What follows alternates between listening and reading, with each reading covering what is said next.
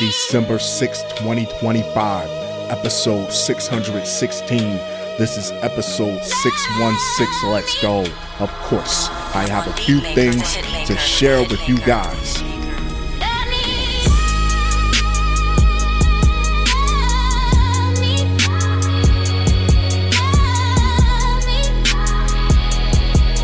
Shall we?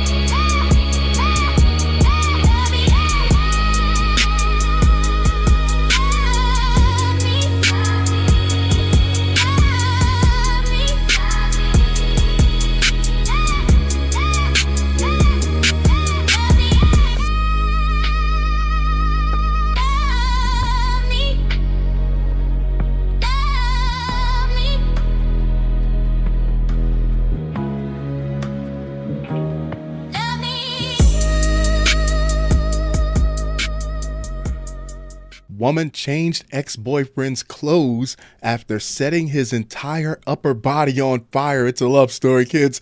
Then claimed he fell into Fireplace. Whose firebug ass auntie is this? Imagine your ex setting you on fire, then dressing your wounds and changing your clothes like something a good, wholesome girlfriend would do. Gaslighting, literally and figuratively. She looks like Joe Clark. She looks like that lunch lady that smokes where they tell her not to smoke every day. A Mississippi woman in the heat of the night set her ex-boyfriend, on fire and then tried to tell police he had fallen into the fireplace holding a bottle of lighter fluid, even going so far as to change his clothes before calling 911, according to prosecutors. The injuries this victim suffered were horrific and some of the most severe we have seen, said Madison County District Attorney Bubba Bramlett in a press release announcing the sentencing of Kalina Stubbs, 51, on Wednesday for aggravated assault, not attempted murder. Stubbs pleaded guilty to the felony charge and was sentenced to serve 20 years in prison, which is the maximum time allowed for the offense, according to Bramlett. While Stubbs' ex survived the attack, Bramlett said his injuries will affect him for the rest of his life. I bet they will. According to DA's press release, we hope that this sentence gives him some sense that justice has been done, Bramlett added. I mean, it could have been either or, but definitely not both. Either he tripped and fell into the fireplace, which sounds like BS, or he got some lighter fluid on him and the flames caught him. That sounds like BS too, but it sounds more believable than both of these things happening to him, like some type of Final Destination scene. Either way, anything that doesn't amount to her pushing him or her assisting him to getting in the condition that he was in when they found him is not going to fly. According to prosecutors, Stubbs called police on January 16th and told them that her ex-boyfriend, now was he your ex before or after you pushed him into the fireplace, had fallen into the fireplace at his home in Madison County. When they arrived at the victim's home, they discovered the victim was severely burned all over his torso, upper arms, and face. Bramlett's press release says investigators immediately noticed that his clothes were not burned. Well, we got to get you cleaned up before the paramedics come. We don't want you looking bad in front of the ambulance. And questioned Stubbs about it, she admitted that she changed his clothes before calling 911. Such a sweet, sweet woman. Wait a minute. You just pushed him into the fireplace. Never mind. You sure the fire didn't lick on you a couple times? Doll face? You single and looking ladies need to take notes, because if she can get a man, lose a man, then burn his whole upper body like a Slim Jim and still manage to look like that in her mugshot, she's beating the game and it's not even close. Officers noted that there was an open bottle of lighter fluid on a mantle that did not appear to have come into contact with an open flame and immediately began to suspect Stubbs was responsible. Gee, nothing gets past you. Per the release, the victim was airlifted from the scene to a local hospital. He spent months in out-of-state burn units and nursing homes while trying to recover from third-degree burns covering his upper body, according to Bramlett. When he finally regained his ability to speak, the very first thing he said was, "That bitch pushed me into the fire." He indicated that Stubbs had doused him with lighter fluid and set him on fire while they were arguing. The release says this was consistent with the burn locations and patterns on his body. Stubbs has been ordered to serve her sentence in the Mississippi Department of Corrections. She must serve all 20 years. Of course, I love to hear your thoughts on this. I love to hear your opinions on this. Having a burn mark across your entire upper body is basically like telling women that you're still not over your ex yet. It's like having another woman's name tattooed on you. And the song is supposed to be chestnuts roasting on an open fire, not fire roasting on an open chest. New Jersey cops rack up $2.6 million in salary, annual raises while suspended. They've been suspended for 5 years, and not only did they get paid, they got a raise every year for being off work for using N-word. The noose thing you got, it's got its own box, it's a whole box for it. Well, what's in it? The dummy and the investigation. Evidence, everything, even the hard evidence?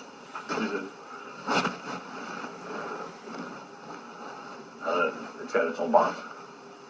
So depending on how much... I'm thinking about reopening that case. Why? Because I want to prove them. New Jersey law enforcement couldn't make it to the end of the year, huh?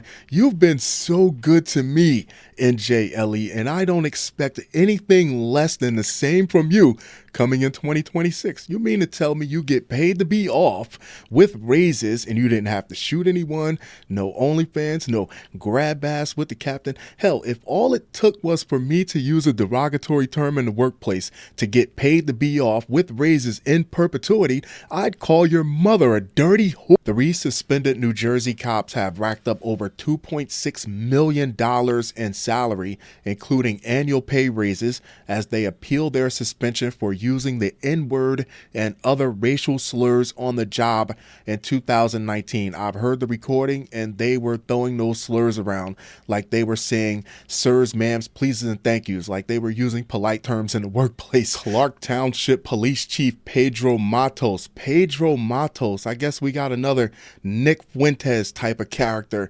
Internal Affairs Sergeant Joseph Teston and Captain Vincent Cosina are each collecting 6-figure salaries for the past 5 years. The trio were suspended in 2020 and remain embroiled in a lawsuit with the town, suing to get back to work. Wait a minute. Listen, I ain't fighting to come back to nothing. After all, I'm still on the payroll. Why would I fight to come back to work? To help people? What? To save people? Screw people. Risking my life when they're clearly paying me to not risk my life. They didn't even give them desk duty or something non-public facing. I'm home. I wake up, go to the mailbox, collect my check from you, the taxpayer, go back in, scratch my nuts, and go back to sleep for a full day's pay. They would have to pay me to come back, but I would not fight for it. In 2019, a whistleblower in the police department secretly recorded Matos and Teston making the racist statements.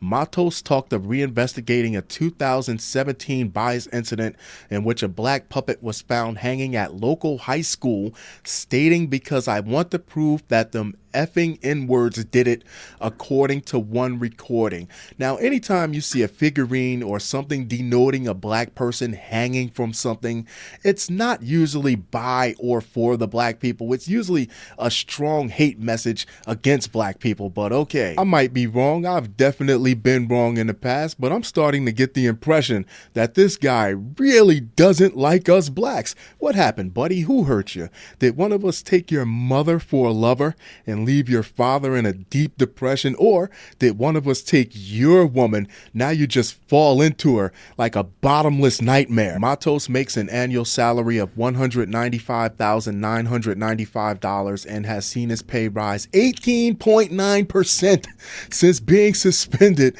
Taxpayers have shelled out $979,278 to him since he was shelved. Yeah, I'm definitely gonna sit in my boxers, watch Jujutsu Kaisen, and eat cereal like God intended. I'm not fighting to come back to anything. Consina's annual salary is $178,979, jumping 18.8% since his suspension, costing Garden State taxpayers $894,641. And I was under the impression that they were into some type of contract where they have to continue to get paid. I don't think they're under any type of contractual obligation to keep getting paid like this. and Teston took home $147,556 in 2025 with a 14.7 salary increase while suspended, totaling $744,626. Really hang the spooks again. An ALJ incident all over again.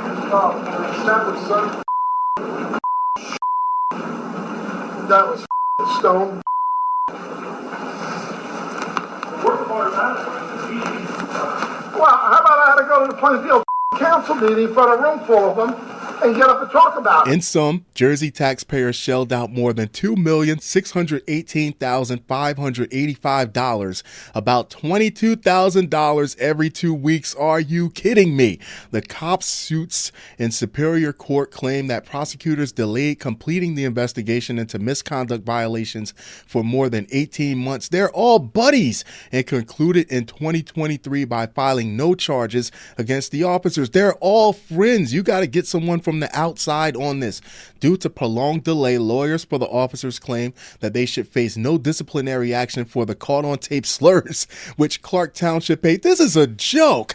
For which Clark Township paid a $400,000 hush money settlement in 2020 to a whistleblower. Consina was not caught using slurs. Doesn't mean he doesn't use them, but was accused of retaliating against whistleblower Lieutenant Antonio Manata for exposing Matos and Teston, according to the report. Shout out to Lieutenant Antonio Manata, whoever you are, for bringing this to light.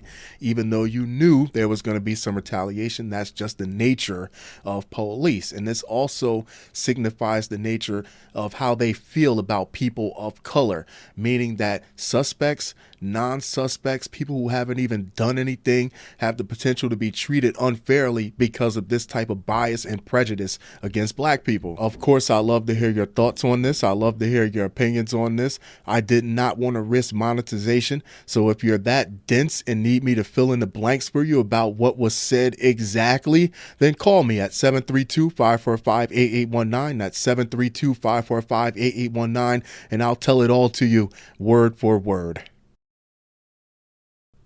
Fun show, fun show, fun show. The music for this episode is from Twan Beatmaker. Get your music from Twan Beatmaker. I'll leave the contact information down here at the bottom. If you're a producer and you would like to have your music featured on an episode of this podcast, reach out to me on any one of my socials. Don't forget to follow me on all my socials. Find me wherever you listen or watch your favorite podcast. I am there. That being said, I'm going to wrap this one up, but I'll be sure to talk to you guys very, very soon. Jusqu'à la prochaine fois.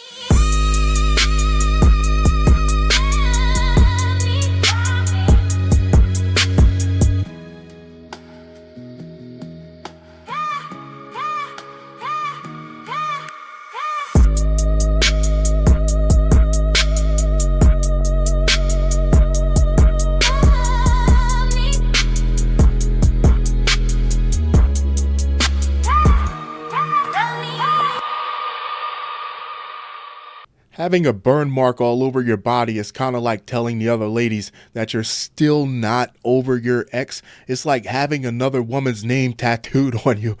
Was it her ex-boyfriend before or after she roasted him from the dick up? The song is supposed to be chestnuts roasting on an open fire, not fire roasting on an open chest.